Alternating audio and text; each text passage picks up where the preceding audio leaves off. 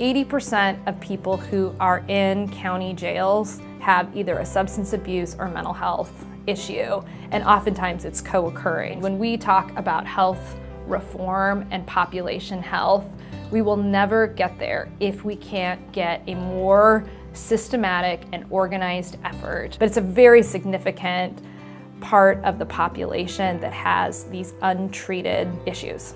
Ferry County is unique. You gotta understand, we're a small community. We're slightly different, so it makes it hard for people to find jobs. It makes it hard for people to support their families. And when you can't find that, the anxiety and the stress from that can lead to a lot of bad things.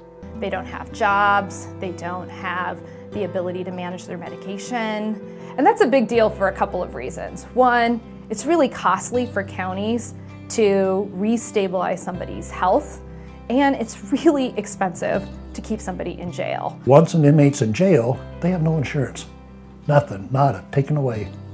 A lot of those prisoners or inmates, they have families. And so those families are affected when they're in jail too. You work in corrections long enough and you start to see the same people over and over again. It's getting to the point where I'm not just seeing the same people, I'm seeing the same families. I've had grandpa, I've had dad, now I'm having son. And it's a generational thing. The family structure breaks apart, and so if there's anything that we can do to keep that together, that would be a plus. The county foots a ton of medical bills every single year, and a majority of those come from the same people that I will see 4 or 5 times. The major factor is instability. The accountable community of health really moves this from just a feel-good, it's the right thing to do, to a business case for why we need to make the changes we need to make, the collaboration that's going to be necessary, and the ultimate goal of improving community health. Our Accountable Community of Health regional project is the Pathways Hub model for a jail transition population. The hub coordinator will coordinate with all the resources that they need, housing assistance, medical, mental health. Making sure they have a primary care doctor so they can keep taking their medication or continue the treatment that they've started. It'll save money for the county in the long run, save money for the taxpayers, and it'll benefit the whole community.